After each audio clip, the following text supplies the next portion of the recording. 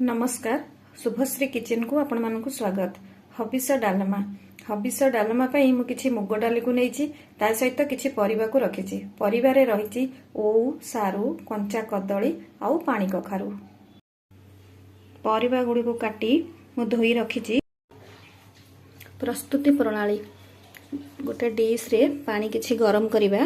यदि आपनक पाखरे माटी हांडी अछि आपण माटी हांडी रे प्रस्तुत करि परिबे। एबे एही पानी रे मुग डाली को धोई के देबा।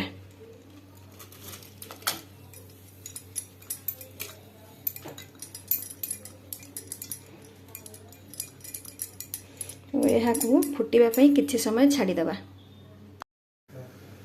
डाली रु फेण सब एमती बाहर करी नबा।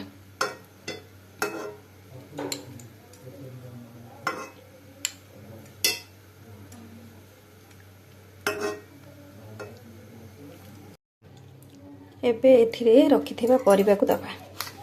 ओ को छाडी बाकी परिबा को दबा।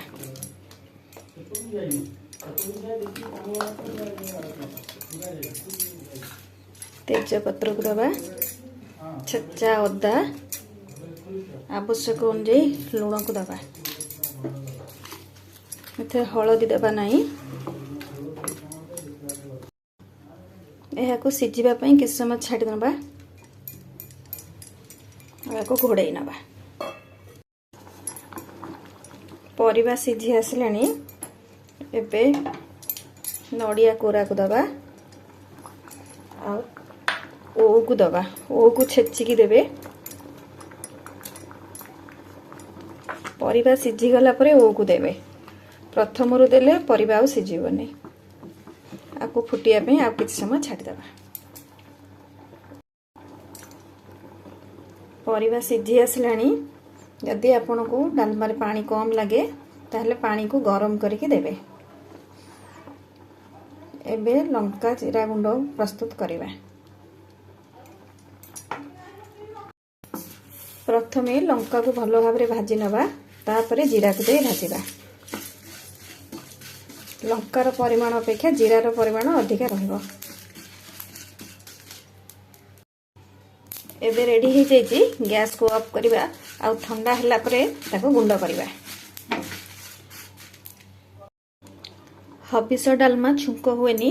एबे गुआ घी को दबा। घीर परिमाण टिके अधिक के देबे। लंका जीरा गुंड को देबे। लंका जीरा गुंड को टिके दरदर की कुटी नेबे। हेले तार बास्नाटा बेसी भलो रहइबो। एबे रेडी हो जाइए हबिष डालमा। प्लेट को सर्व करिबा। एही रेसिपीटी आपनको केमिति लागिला कमेंट रे जणाइबे। आशा करूछि यह आपण माननको निश्चय भलो लागिबो।